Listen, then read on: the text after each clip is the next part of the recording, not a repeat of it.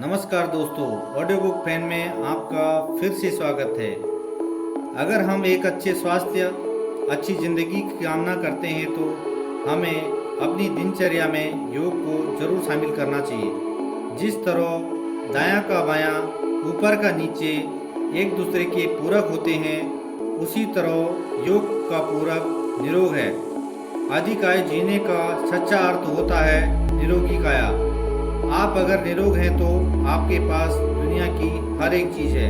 हमारे ऋषि मुनियों के द्वारा योग हमें एक वरदान के तौर पर मिला है, जिसे ऋषि मुनि अपने दैनिक दिनचर्या में योग को शामिल करके अधिक लंबी आयु और स्वस्थ रहते थे। चलो आज के इस वीडियो में हम योग को समझते हैं। अगर आपने हमारा चैनल सब्सक्राइब नहीं किया तो सब्सक्राइब करें और साथ साथ लाइक, शेयर, कमेंट करना ना भूलें। चलो प्रारंभ करते हैं और जानते हैं हम कौन सा योग करते हैं। योग के प्रकार। योग 4 प्रकार का होता है: कर्म योग, राजयोग, भक्ति योग, ज्ञान योग। कर्म योग। कर्म योग के अनुसार हर कोई योग करता है। उसमें उसका दैनिक कर्म, नित्य कर्म भी शामिल है। कर्म योग ही सेवा का मार्ग है। इसका सिद्धांत है कि जो आज अनुभव करते हैं वो हमारे कार्यों से भूतकाल में बदलता है। भक्ति योग। भक्ति योग में वर्णन है कि सभी के लिए सृष्टि में परमात्मा को देखकर भक्ति योग से भावनाओं को नियमित करने का एक सकारात्मक तरीका है। ज्ञान योग। अगर हम भक्ति को मन का योग माने तो ज्ञान योग बुद्धि का योग है। यह ऋषि मुनियों, विद्वानों का रास्ता है। इसमें ग्रंथों और ग्रंथों के अध्ययन के माध्यम से बुद्धि के विकास की आवश्यकता होती है। ज्ञान योग को सबसे कठिन योग माना जाता है और साथ ही सबसे प्रत्यक्ष होता है। राजयोग। इस योग में ध्यान महत्वपूर्ण है। इस योग को हम राजसी योग भी कहते हैं। इसे अष्टांग योग भी कहा जाता है। इसके 8 अंग हैं: यम, नियम, आसन, प्राणायाम, प्रत्याहार, धारणा और समाधि।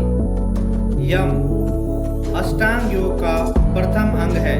यम का अर्थ है कि अहिंसा, सत्य, अस्तेय, ब्रह्मचर्य तथा अपरिग्रह। अहिंसा का मतलब है किसी प्राणी को मन, वचन तथा कर्म से कष्ट न देना।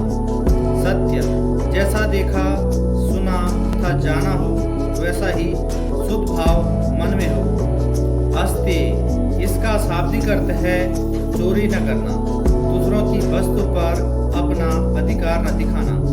ब्रह्मचर्य, ब्रह्मचर्य के पालन करके ओजस्वी, तेजस्वी, बुद्धिमान, बलवान एवं पराक्रमी बना जा सकता है।